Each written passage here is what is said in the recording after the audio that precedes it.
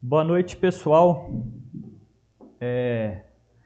Vamos começar o segundo dia da 23ª semana de Engenharia Agronômica das Faculdades Gama. Hoje teremos aqui a doutora engenheira agrônoma Adriana Novaes Martins, que possui graduação em Engenharia Agronômica pela Escola Superior de Agricultura Luiz de Queiroz, Universidade de São Paulo, mestrado em Agronomia, área de concentração Fitotecnia pela Exalc, a USP de Piracicaba, doutorado em Agronomia na área de concentração fitotécnica também pela Exalc de Piracicaba. Atualmente é pesquisadora científica da Secretaria de Agricultura, professora? É isso, né? Isso. Secretaria de Agricultura do Estado de São Paulo, e tem grande experiência em fitotecnia com ênfase em culturas perenes, atuando principalmente nos seguintes temas, como café, seringueira e fruticultura. E hoje ela vai estar apresentando para a gente, como título da sua palestra, Cultivares de Cafeeiros de Alta Tecnologia. Então, professora, o meu boa noite para a senhora, seja muito bem-vinda, espero que tudo corra bem. Em nome do Diretório Acadêmico das Faculdades Gama, agradecemos a presença da senhora nesse segundo dia da nossa Semana de Agronomia. E agora eu passo a palavra para a senhora, e qualquer dúvida que o pessoal for tendo aí, eles vão me mandar aqui no chat, só deixando um recado. Pessoal, já pode comentar lá o seu nome para marcar presença na palestra. E agora eu passo a palavra à professora Adriana Novaes Martins. Ok, pessoal, boa noite a todos.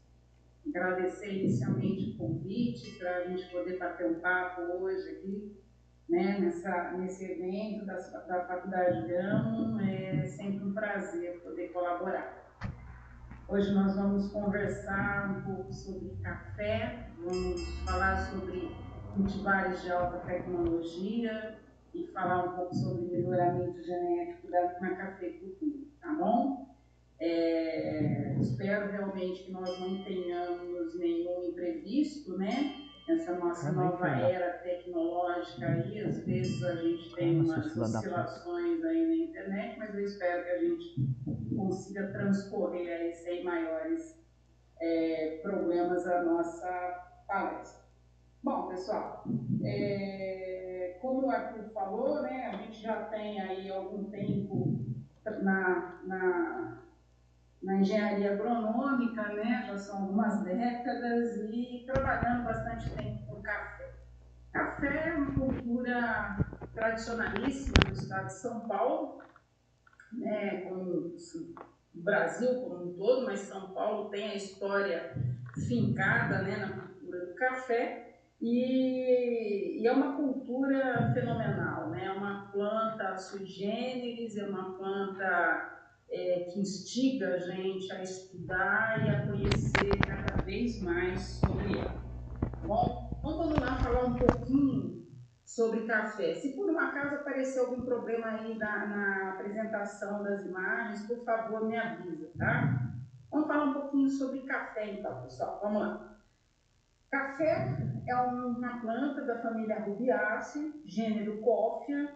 Nós temos atualmente 103 espécies descritas em literatura, né? Ou seja, nós temos um universo muito grande, né? Dentro da botânica, da nomenclatura, né? Da morfologia cafeeira, digamos assim. Mas, em termos comerciais, nós temos duas espécies que dominam, né, a cafeicultura comercial, que é o coffea arábica, que é o mais tradicionalmente plantado e cultivado no Brasil, e nós temos o coffea canéfora, que é plantado também no Brasil e em outras regiões.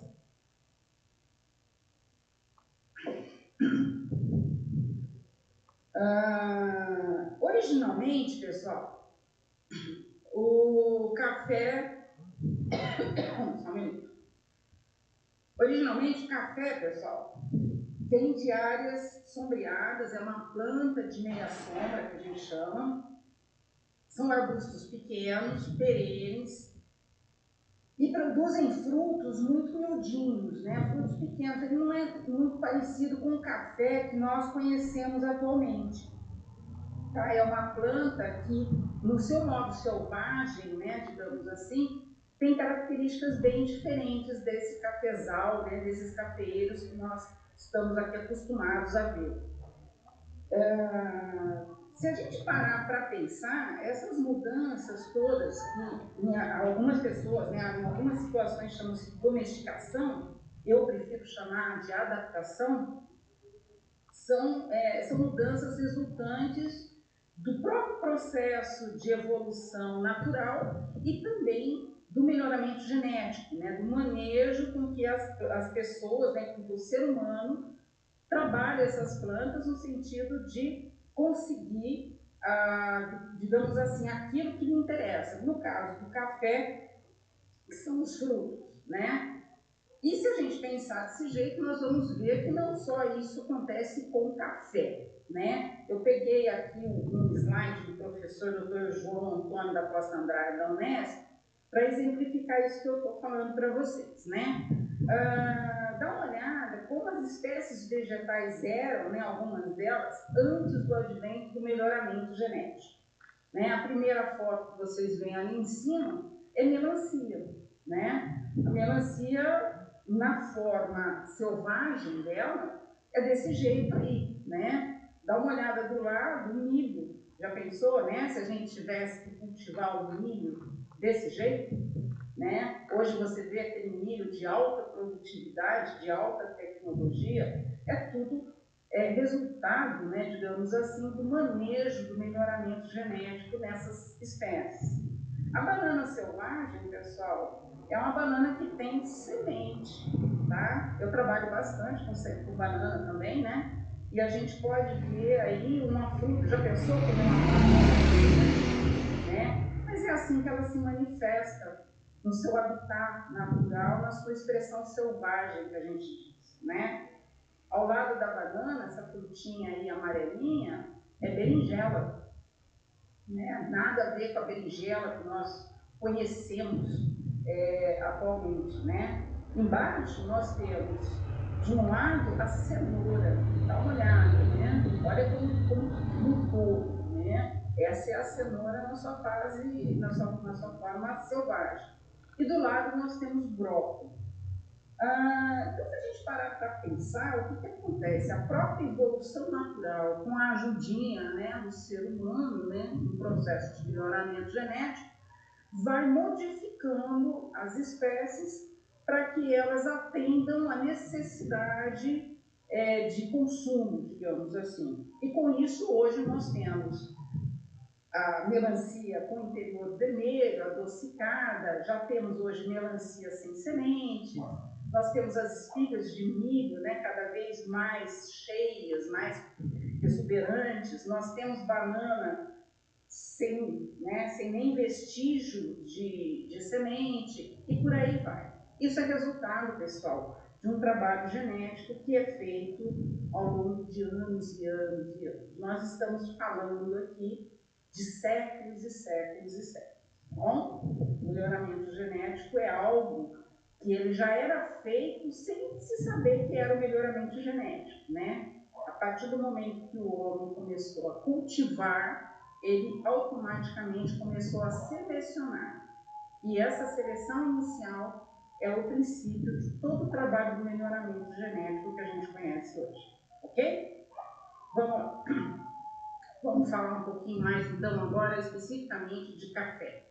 Eu disse lá no início, nós temos duas espécies que são as mais utilizadas em termos comerciais no que diz respeito ao café. O coffee arábica foi descrito por Linneu em 1753, é uma planta tetraploide, tá? Onde dois N's têm 44 cromossomos, apresenta duas variedades mães, que a gente chama, que é a variedade típica e a Bourbon, e tem como origem a Etiópia, ali a região do Sudão e Quênia, que são regiões com altitudes maiores, altitudes acima de 1000 metros. Essa é a região de origem do coffee arábica. Já o Coffea canephora é uma espécie mais recente, descrita por Pierre em 1895, é uma espécie diploide, 2 N's igual a 22 cromossomos. A principal variedade que a gente conhece é o robusta. No Brasil, o Coffea canephora também é chamado de café conilon, tá? É uma outra denominação que nós temos desse café aqui no Brasil. E ele é originário de regiões centrais e ocidentais da África, são regiões de baixas altitudes, tá? Coffea arábica, altas altitudes, acima de 1.000 metros, temperaturas mais amenas, e o Coffea canephora, regiões mais baixas e mais quentes. Uma coisa importantíssima para a gente entender como funciona, para a gente entender como se faz uma cultivar de café, é como que é a flor e como que é a polinização. Tá? Então, nós temos uma flor muito característica no café. Essa flor ela tem pequenas mudanças de acordo com a espécie. No Coffea arábica, nós temos uma flor que tem 5 sépalas, 5 anteras e um estigma. As anteras estão localizadas acima do estigma, caracterizando uma autopolinização. Então, gente, a Coffea arábica, tá? Ou café arábica, como queiram, é uma espécie caracterizada por autopolinização. A flor é fertilizada ainda fechada, né? 95% da polinização ocorre desse modo. Quando a flor se abre, na verdade, ela já está fertilizada, tá bom? Ela já está polinizada, ela já iniciou o processo de formação do fruto. Esse é o Coffea arábica. Já o Coffea canephora, não. Ele tem uma incompatibilidade gametofítica. O que acontece? Tem as mesmas sépalas, tem as anteras, mas ele tem necessariamente a necessidade de polinização cruzada, tá? Então, ele tem a necessidade, né? No Coffea canephora, a flor se abre e, a partir de então, os agentes polinizadores que fazem a polinização dessas flores, tá? O principal agente polinizador, no caso do Coffea canephora, são as abelhas. Isso tem uma importância fundamental no processo evolutivo dessas espécies, ok? Digamos assim, a base genética do Coffea canephora é muito mais larga do que a base genética do Coffea arábica, certo? Consequentemente, nós vamos ver que para você montar as mudas, normalmente, de Coffea arábica, podem ser feitas através de sementes, né? Porque como ela é uma espécie autopolinizadora, a variabilidade genética dela é muito pequena, ao contrário do Coffea canephora. Quando a gente vai trabalhar com mudas, normalmente nós trabalhamos com clones ou mudas de estatura, com a reprodução assexuada, para garantir as características da planta-mãe que a gente quer. Okay? Então, o processo de polinização dessas flores são fundamentais no processo de melhoramento genético dessa espécie. Aqui você tem as fotos, são cafeeiros arábicas, tá? Com as flores já totalmente abertas e já fertilizadas na autopolinização. Vamos lá. Afinal de contas, no melhoramento genético do café, o que a gente entende como melhoramento genético do café? Né? O desenvolvimento de cultivares que atendam às novas exigências do mercado consumidor. Inicialmente, pessoal, o melhoramento genético do cafeiro, como da grande maioria das culturas, era focado em produtividade. Então, o melhoramento visava o quê? Visava uma planta, uma cultivar, que tivesse um alto potencial produtivo. Só. Tá?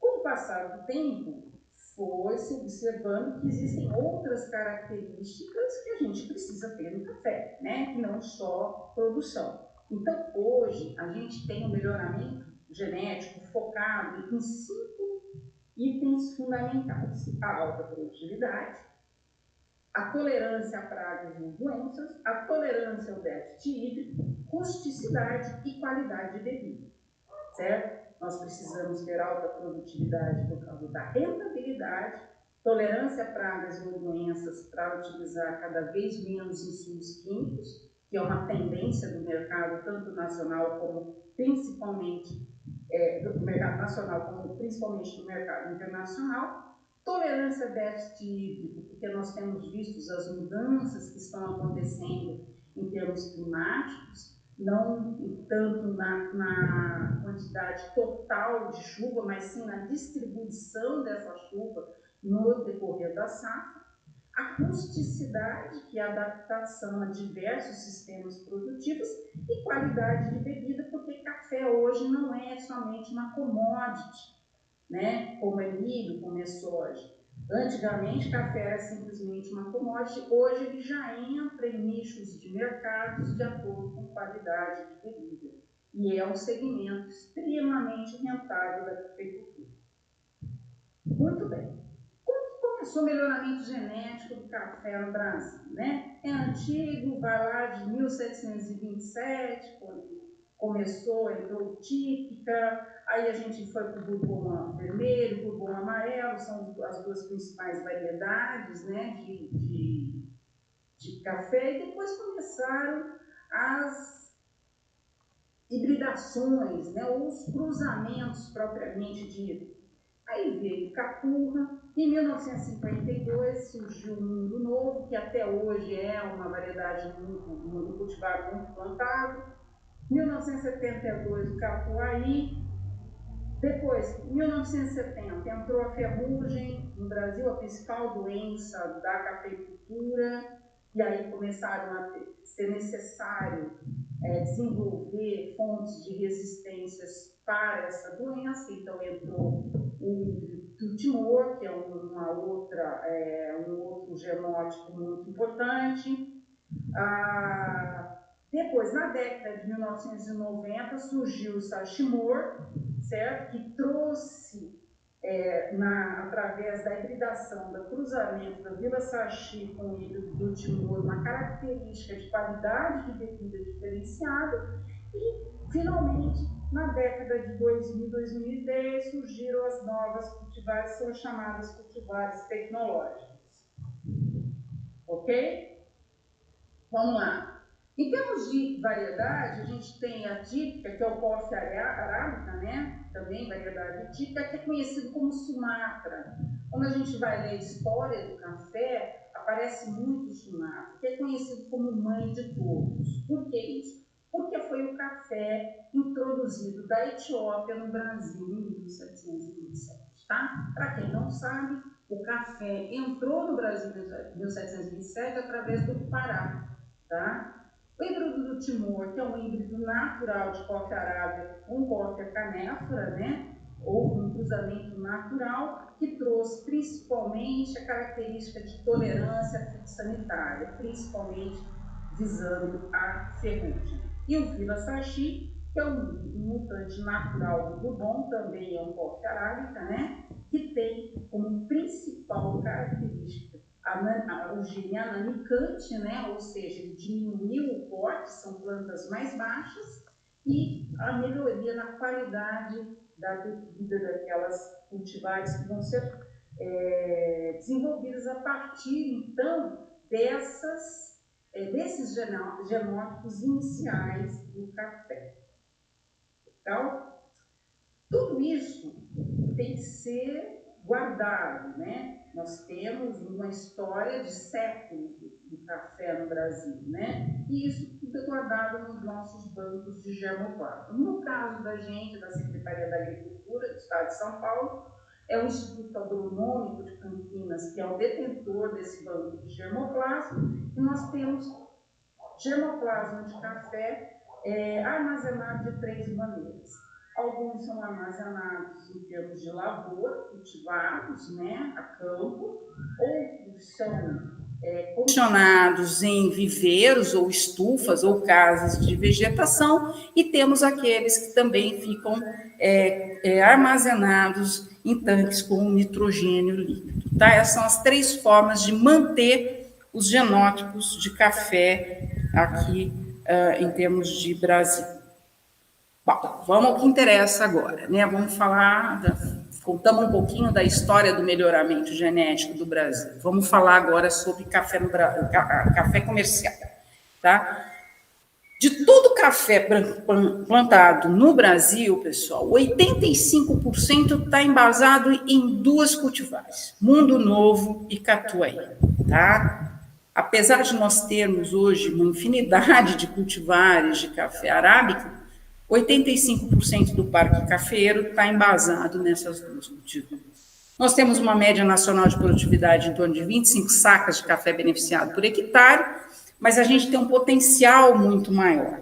Em termos de sequeiro, nós temos hoje potencial de 25 a 40 sacas e irrigado chegando a 60 sacas, sendo que nessa safra que nós colhemos agora, nós chegamos aqui a colher, em algumas regiões do estado de São Paulo, nós chegamos a colher 80 sacas por hectare. Nós saímos agora, para quem não sabe, de uma super safra de café, tá? Nós tivemos uma das maiores safras de café já computadas no Brasil agora em 2019, 2020, que foi a safra colhida agora nesse ano.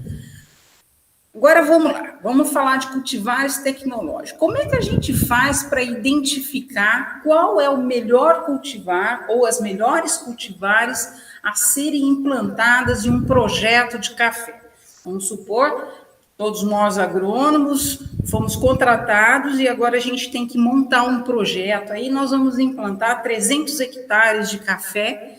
Como é que a gente vai fazer para escolher o material que nós vamos implantar? Como é que nós vamos fazer para escolher essas cultivares? Tá? Então, vamos lá. Primeira coisa que a gente leva em consideração, pessoal, é o conhecimento das características das cultivares disponíveis comercialmente. Todas elas são registradas no RNC. RNC significa Registro Nacional de Cultivares. Toda cultivar lançada no mercado, ela necessariamente tem um processo de cadastro, de registro nesse RNC. E nesse RNC você vai ter as características de cada variedade, de cada cultivar. Por exemplo, eu selecionei algumas aqui de vocês, para vocês verem que são variedades, são cultivares, que nós chamamos hoje de avançadas ou tecnificadas. São cultivares que foram desenvolvidas para abranger aqueles 5 itens que a gente falou lá atrás, né? Produtividade, tolerância a pragas e doenças, rusticidade, maior tolerância à deficiência hídrica e qualidade de bebida. O Obatã IAC 1666920, desenvolvido pelo Instituto Agronômico de Campinas, é uma das variedades, uma das cultivares mais implantadas aqui na região oeste do estado de São Paulo. É uma variedade, uma cultivar, tolerante à ferrugem, de porte baixo, ciclo tardio, tá? Iniciou o processo digamos assim, de confecção dessa cultivar muito lá atrás, com uma hibridação do Vila Sarchico híbrido Timor, ou seja, ele entra como sendo um Sarchimor, que a gente já falou, tá? E foi inicialmente feito em Portugal, em 1967, como F1, primeiro cruzamento. No segundo, ele foi trazido aqui para o IAC, 1971.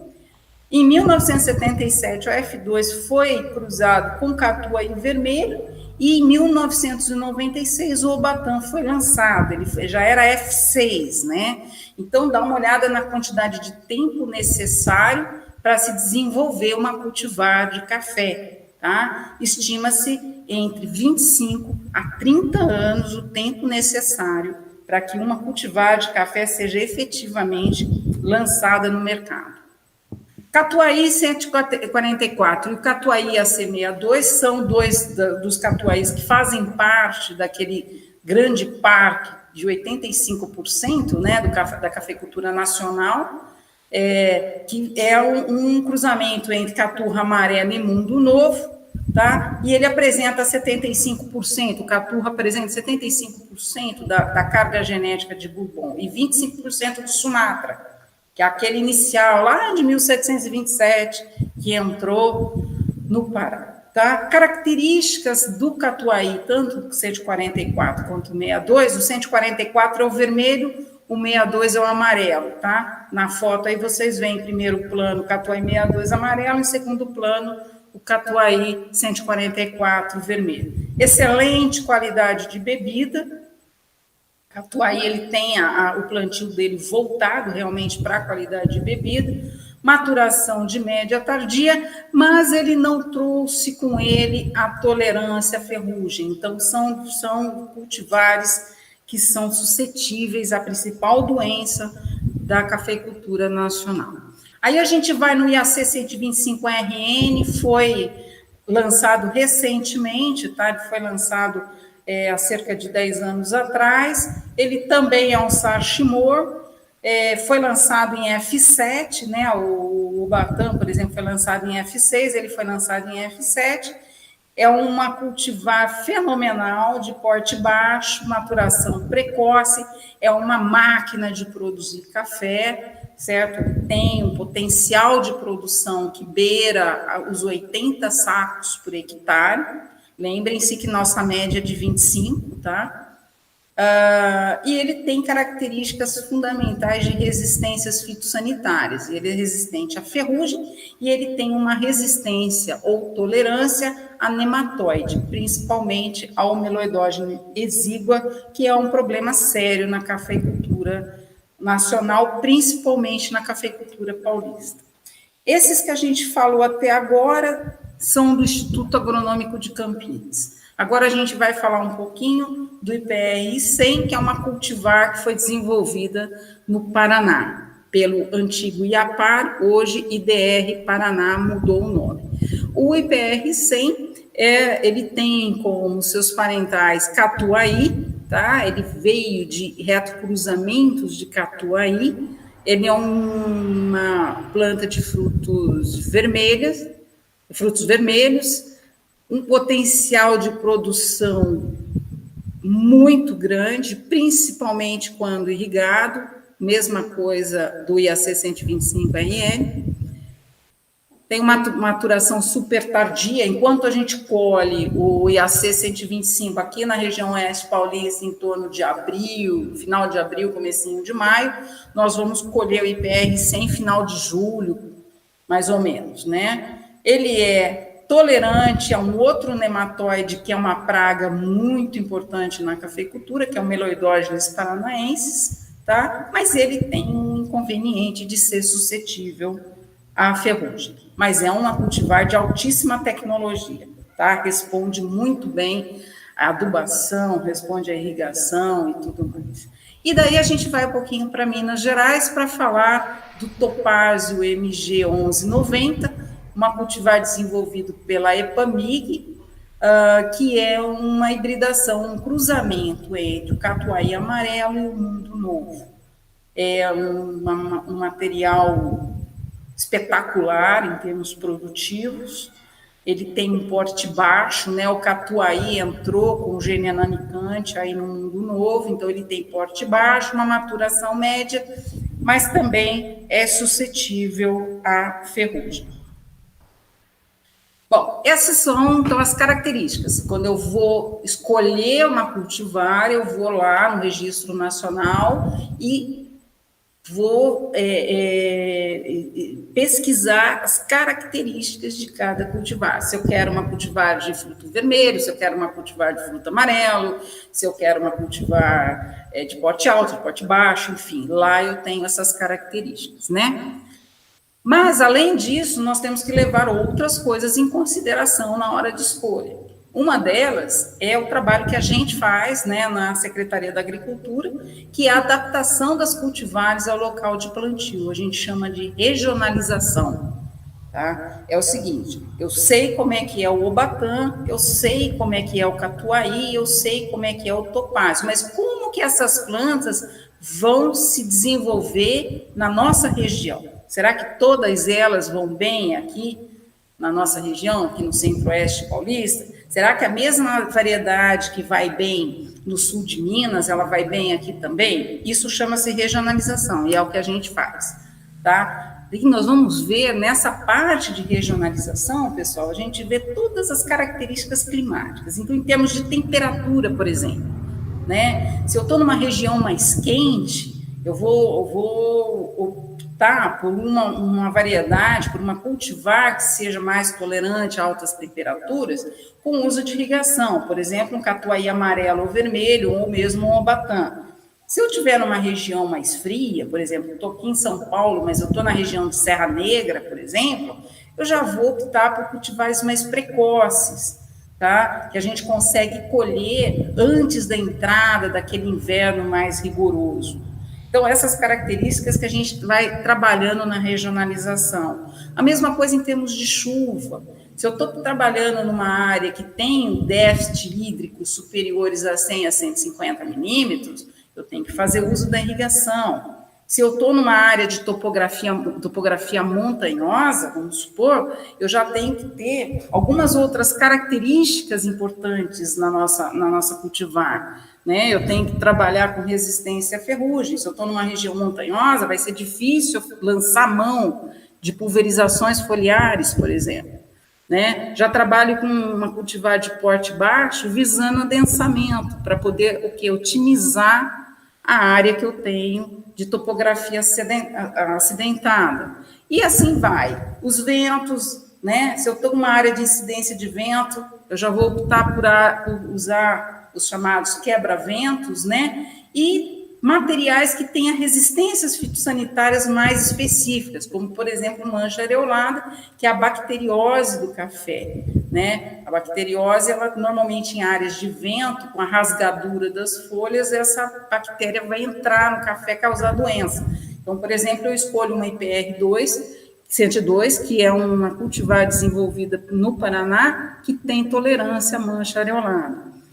Solos, dependendo da composição física do solo que eu tenho, da profundidade desse solo, se eu tenho pedra, por exemplo, se é um solo mais pedregoso, né, eu tenho características que vão me indicar a melhor cultivar a ser escolhido, tá? Então, quando a gente trabalha, a gente leva essas cultivares que são lançadas a regiões com todas essas características mais diversas possíveis para conseguir falar para o produtor quais dessas cultivares efetivamente têm um bom desempenho na região em que ele está situado.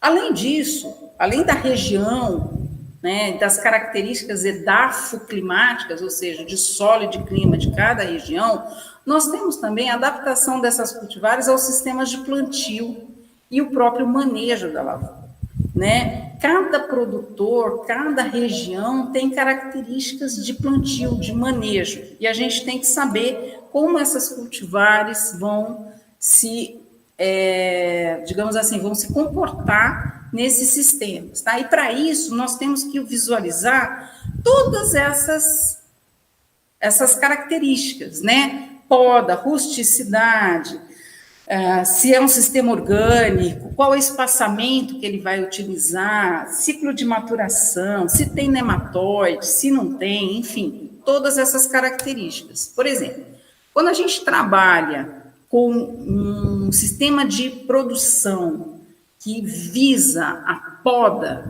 dessas variedades, dessas cultivares, quer seja por um sistema mais adensado, um sistema de safra zero, por exemplo, que é muito utilizado em café, a gente tem que ver qual que é a rebrota, né? Como que é a resposta desse material genético à poda. Ele vai rebrotar bem? Como que vai ser tudo isso? É outra característica que a gente tem que estudar também.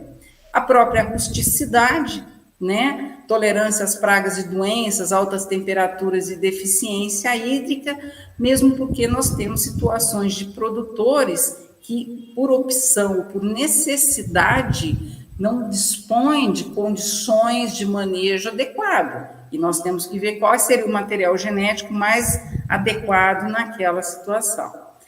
O ciclo de maturação é outra característica importantíssima, né? Vamos supor, como eu falei, vamos supor que a gente vai fazer um projeto de 300 hectares de café. A gente vai ter que ter vários ciclos de maturação. Se eu plantar 300 hectares de café, todo mundo precoce, como que eu vou colher esse café? Né? Vou ter terreiro para secar? Vou ter tulha para guardar? Como que eu vou fazer? Vou ter mão de obra? Vou ter implementos, colhedeiras? Então, a gente faz esse escalonamento. Dependendo do tamanho da propriedade, você vai optar por materiais de ciclos de maturação distintos para que você possa escalonar a sua colheita, tá? Então, a gente também pensa nisso.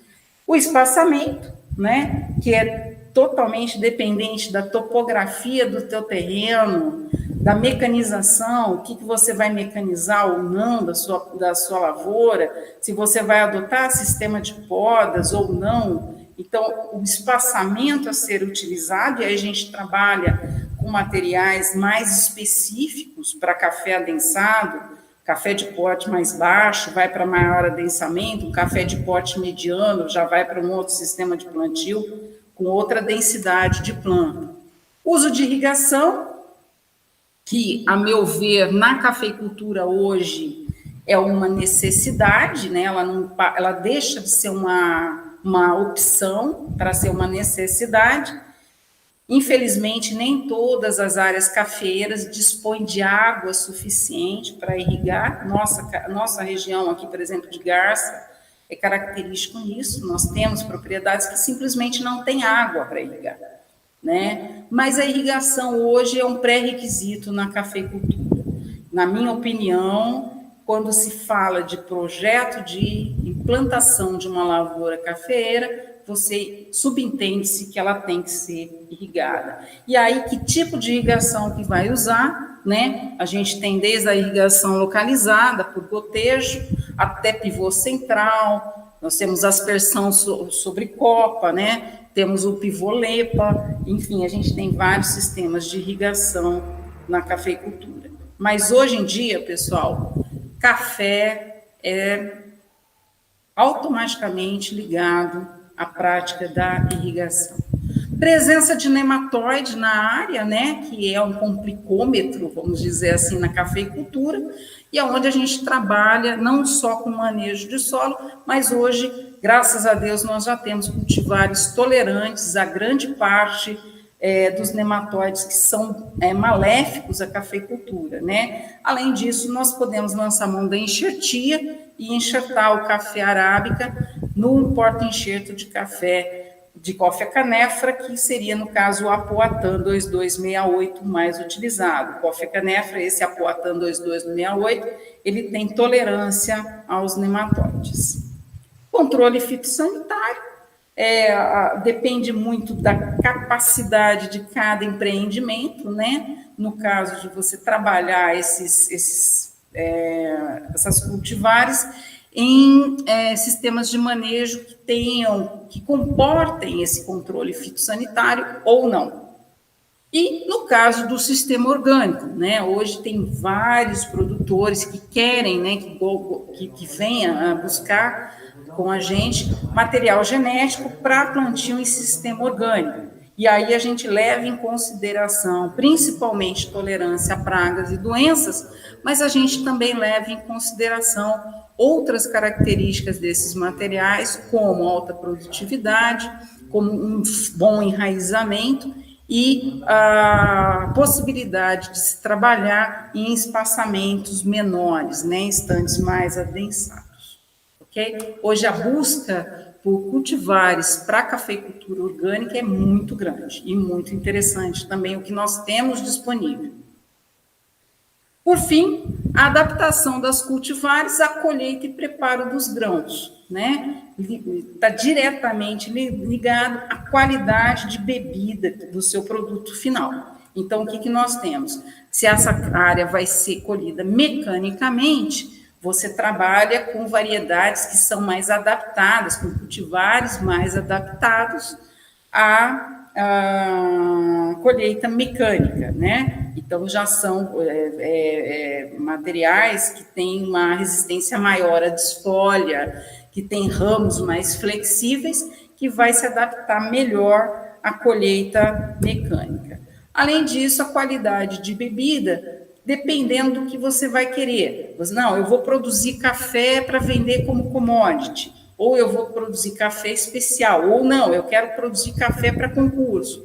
Então, aí você vai ter a característica daqueles materiais que vão se adaptar melhor ao sistema, por exemplo, de secagem de café. Se é um terreiro, ou se você vai usar secador, ou se você vai fazer um café diferenciado, como, por exemplo, um cereja descascado, né? Se você vai secar em terreiro suspenso ou não, qual que é a sua capacidade, né, de seca. Enfim, tudo isso a gente vai visualizar na hora de escolher uma cultivar. E por que eu falo isso, né?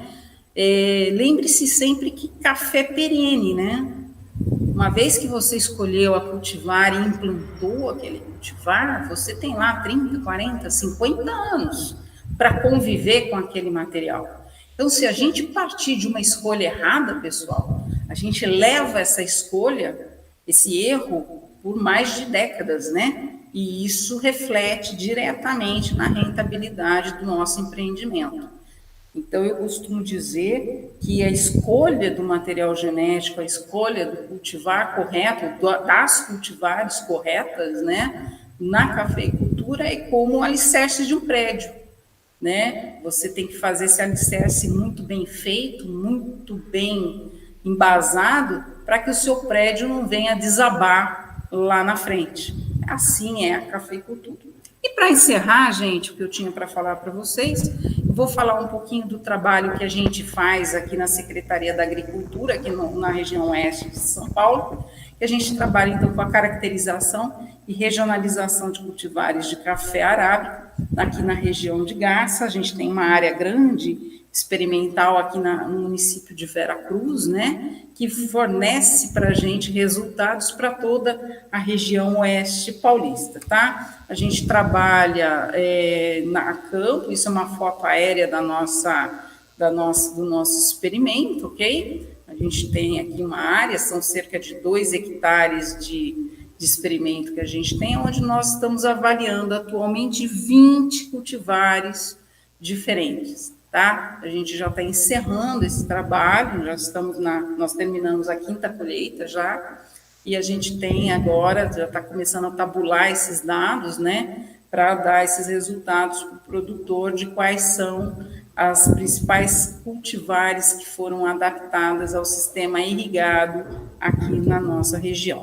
E é nesse trabalho todo, nós fizemos durante todo esse tempo, né, desde 2014, quando esse experimento foi implantado, a caracterização vegetativa, então, a avaliação de altura, diâmetro, número de ramos, número de gemas, número de nós de cada planta, tá? A caracterização produtiva, em termos de produtividade, renda, enfim, desses materiais, a caracterização dos grãos, né, número de peneiras, número de defeitos, a qualidade desse grão, a caracterização da qualidade da bebida, né, a gente utilizou o sistema SCA, o sistema específico de quantificação da qualidade de bebida, e a caracterização fitossanitária desses materiais, na tentativa, então, de fazer essa regionalização aqui para as nossas condições do oeste paulista.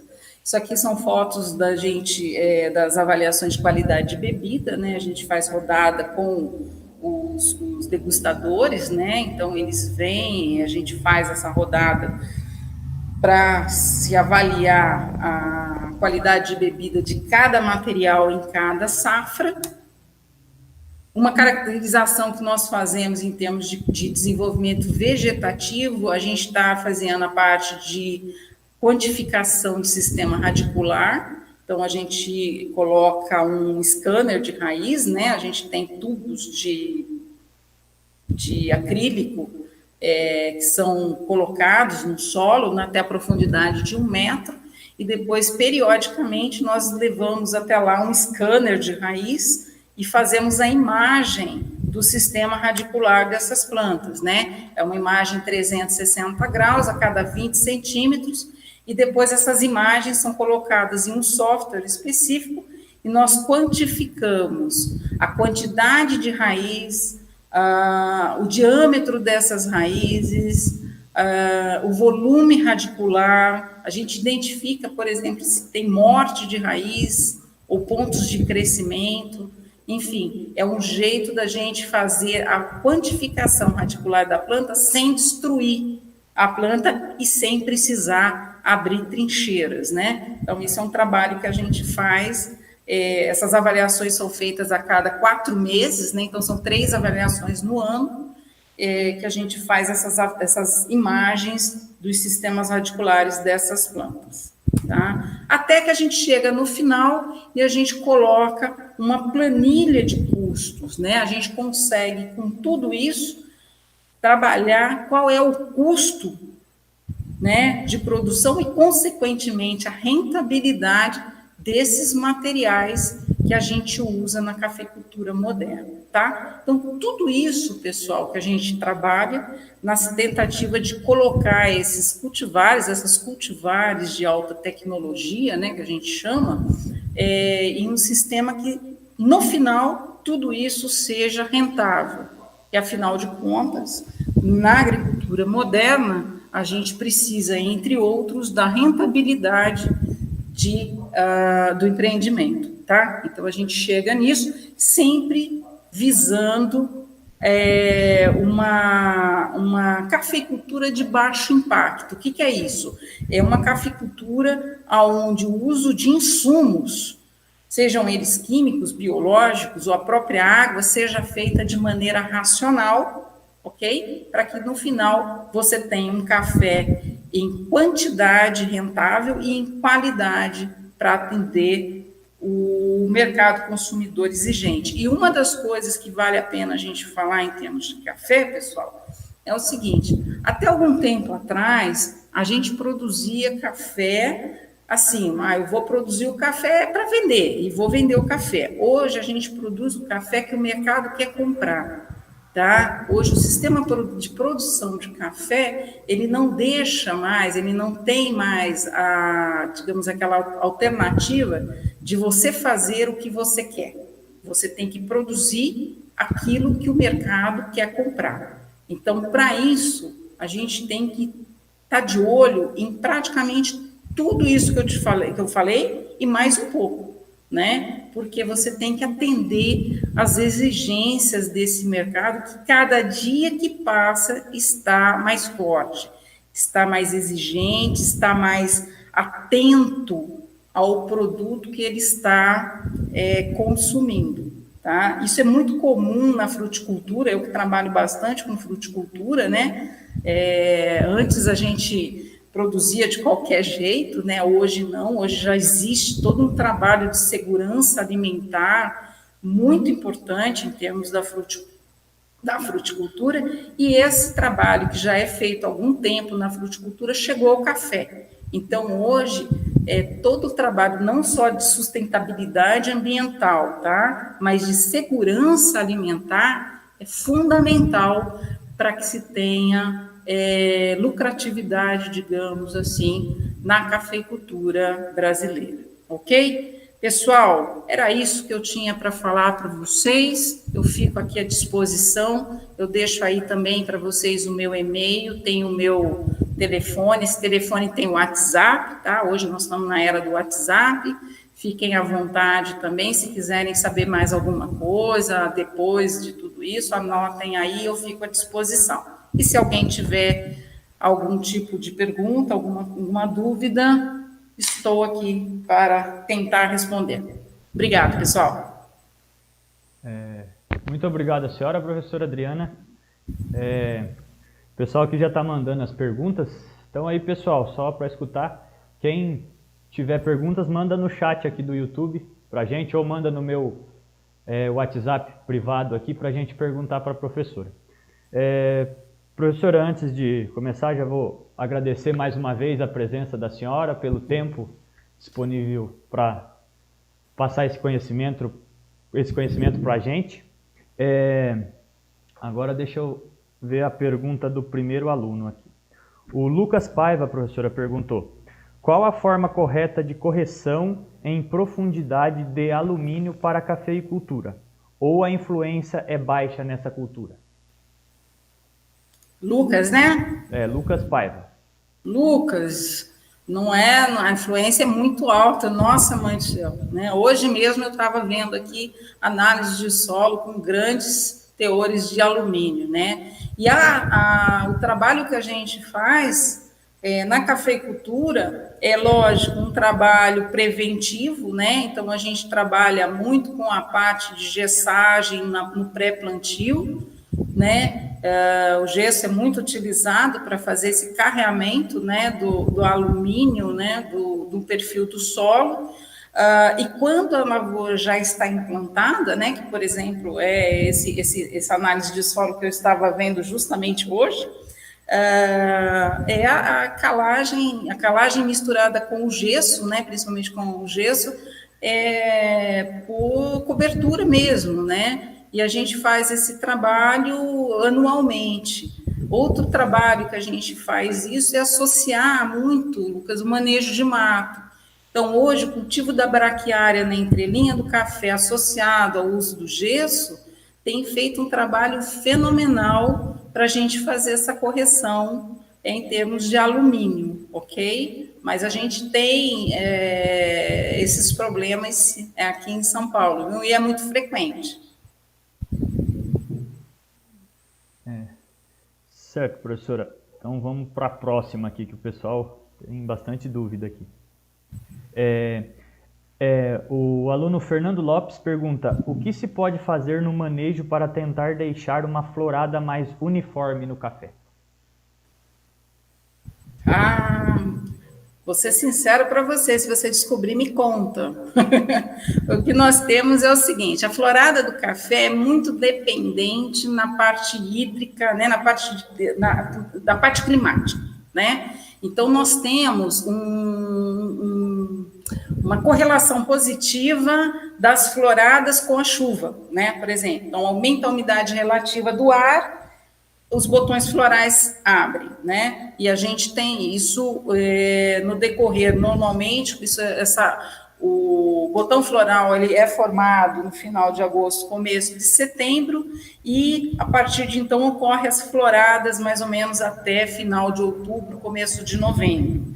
Esse ano, por exemplo, com essas temperaturas altíssimas que a gente tem, um déficit hídrico muito grande, uma umidade relativa muito baixa, nós estamos tendo problemas sérios de abortamento de flores, né, e poucas floradas.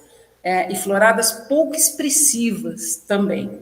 Então, hoje, o que se faz é manejo de irrigação, tá? Então, por exemplo, você irriga o café e suspende-se essa irrigação na tentativa de fazer com que ele floresça. Mas, sinceramente, nem sempre dá certo, porque isso é muito dependente da umidade relativa do ar e da temperatura. Não é algo que a gente consiga fazer só com água no solo, tá? Então, a gente ainda está, digamos assim, a gente ainda é refém, né? Ainda está na mão da natureza em termos de uniformidade florada. Existem algumas técnicas hormonais que estão sendo testadas, mas até o presente momento a gente não tem resultado nenhum ainda. Continuamos trabalhando só com a irrigação e rezando para São Pedro ajudar. Obrigado, professora. Vamos lá. Eduardo Soares pergunta: com relação às podas, qual a mais adequada na região de Garça? Depende muito da situação da sua lavoura, tá? A poda é um estudo de caso, que a gente chama. Não existe uma receita que possa ser levada de um lugar a outro. Depende muito da situação que a sua lavoura está, se essas plantas já estão depauperadas ou não, depende muito do tamanho que essas plantas estão e da capacidade produtiva. Tá? Então, às vezes, a gente tem somente um problema de altura, então usa-se um decote. Às vezes, você já tem uma quantidade de ramos muito grandes e muito longos, então a gente usa um decote associado com esqueletamento. E existe uma situação onde realmente a planta entra num processo de depauperamento muito grande e você opta por uma recepa, que é aquela poda lá embaixo, né, que corta totalmente o pé de café. Então, isso é um estudo de caso. Cada caso é um caso e cada cultivar responde de um jeito à poda. Então, por exemplo, a gente já sabe hoje que tem cultivares que não suportam recepa, por exemplo. Né? Você recepa e a brotação dele é totalmente falha. Então, a gente tem que caracterizar a situação da lavoura com a situação genética, digamos assim, da planta, cultivar, para fazer a tomada de decisão de que tipo de poda colocar na lavoura em questão. Obrigado, professora. Mais uma pergunta desse mesmo aluno que eu acabei vendo aqui. Aqueles sacos de pão protegem bem as mudas no período de geada? Olha, ela até protege, mas é muito questionável isso, tá? Áreas grandes não tem como você colocar. Áreas pequenas pode proteger sim, mas pode também formar como se fosse uma estufinha, né, para a planta. Então, às vezes você protege da geada, na sequência abre um sol muito grande e você pode acabar cozinhando, entre aspas, a planta. Então, é uma tecnologia que em áreas pequenas pode ser até adotada, tá? Mas não é adotada na maior parte dos plantios, né? O que se adota muito em termos de geada é realmente a irrigação, né? A irrigação, sim, que forma um microclima, principalmente na parte das mudas, né? Forma um microclima que diminui o efeito dessas temperaturas baixas, né? Mas o melhor mesmo é você escolher uma área de plantio em que o histórico de geada seja nulo, ou seja, escolher áreas em que você sabe que não vai gear, ou a chance seja mínima, pelo menos, porque geada e café é como água e óleo, eles não combinam. Professora, vamos para mais... são duas perguntas, assim, eu vou fazer elas de uma vez, aí a gente vai encerrar por hoje para não cansar a senhora também, aí, conforme coisa. O pessoal também já parou de mandar as perguntas. O aluno Lucas Tota e o Antônio Zunta perguntam assim: em termos de plantio mecanizado, qual o critério usado para avaliação de qualidade referente aos espaçamentos usados? E o Antônio pergunta: o uso do boro ajuda na florada do café, no pegamento da flor? Sim. Vamos lá, vamos falar do plantio mecanizado, tá? O principal fator de sucesso do plantio mecanizado, na verdade, são dois fatores, tá? O primeiro é o seguinte: é uma muda de boa qualidade, e o segundo fator é uma plantadeira de boa qualidade, tá? Se você usar uma muda ruim e usar uma plantadeira totalmente descalibrada, você pode ter certeza que você vai ter problema sério. E o que a gente usa para aferir isso no campo? É literalmente você andar atrás dessa máquina e indo contando e vendo como é que está esse plantio. Não é só o plantio em si, mas a posição que essa muda fica, tá? Então, o que você tem é ter um preparo bom de solo, né? E o acompanhamento desse plantio. Agora, a máquina que você vai utilizar, ela tem que estar muito bem regulada, tá? Muito bem regulada, tem que estar muito boa, ela tem que estar com uma manutenção perfeita. Se você pegar uma máquina que já está com problema e associar ainda mudas mal formadas, é um risco muito grande. Hoje a gente vê em muitas situações produtores querendo ganhar tempo, né, fazendo plantio mecanizado e tendo problemas sérios lá adiante com falhas, com um stand mal feito, né? É muito comum a gente ver isso.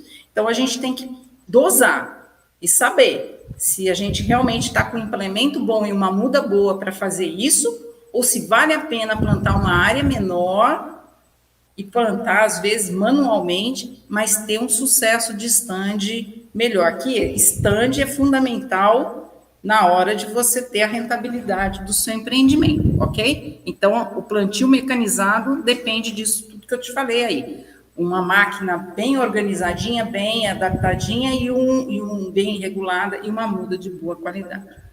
Com relação ao boro, sem dúvida, tá? Café é uma planta extremamente exigente em boro, e ela tem uma ligação muito grande com o pegamento floral, né? Não só com a florada em si, mas uma planta bem nutrida em boro, ela tem um índice de pegamento de frutos muito bom, né?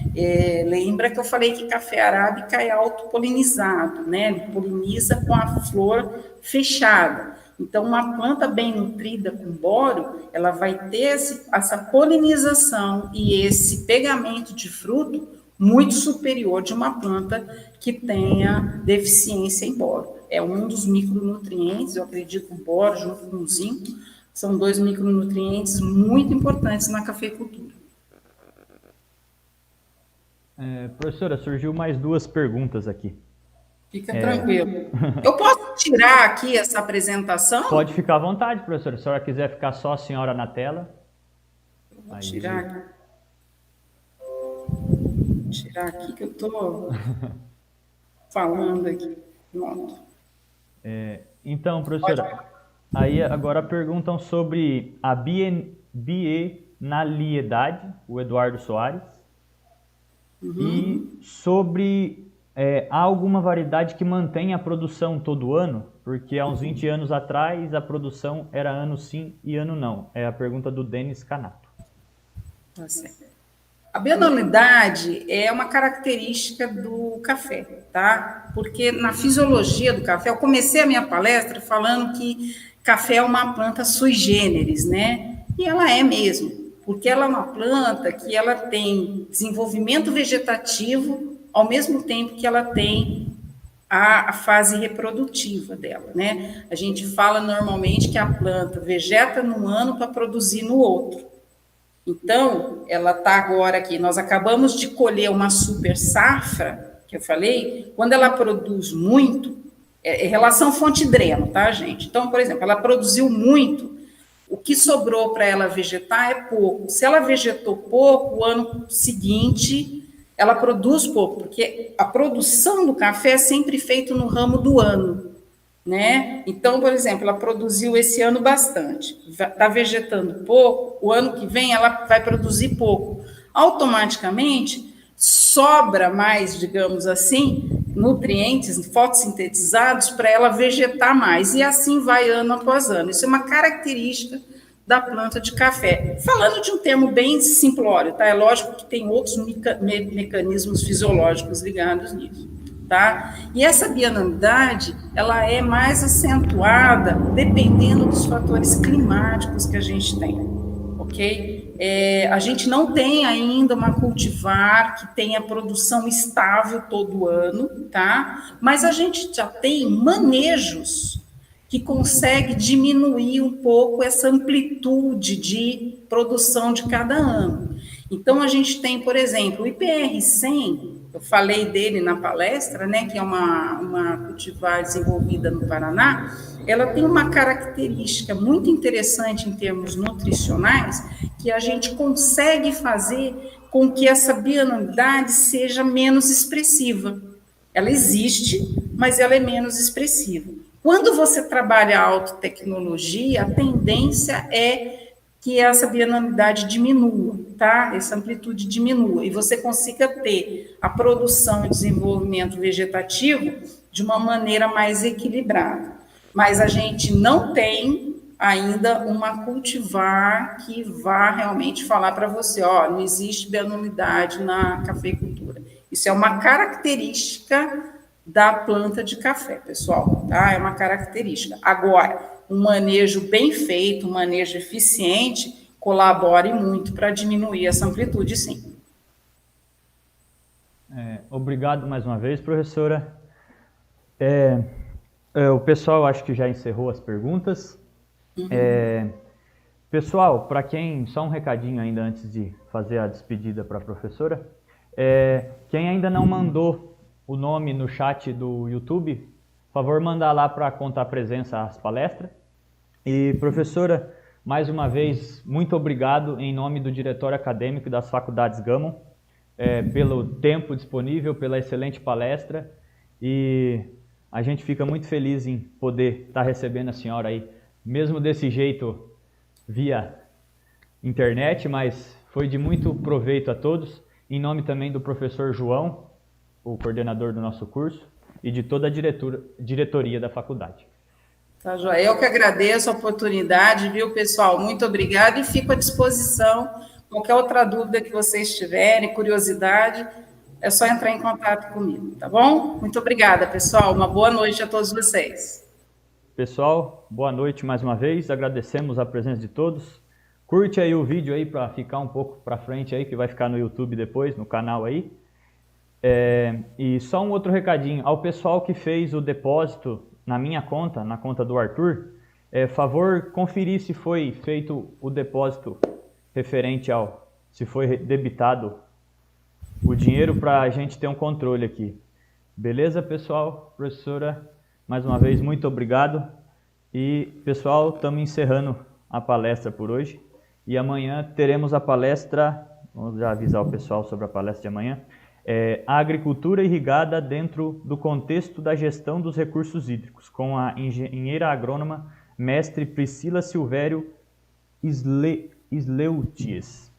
Beleza, pessoal? Amanhã às 8 horas também. Aí será de um modo diferente, que o pessoal da PEAP vai entrar em contato através do e-mail de vocês. E, professora, mais uma vez, o agradecimento a todos nós. Obrigado, pessoal. Tchau, tchau. Tchau, tchau.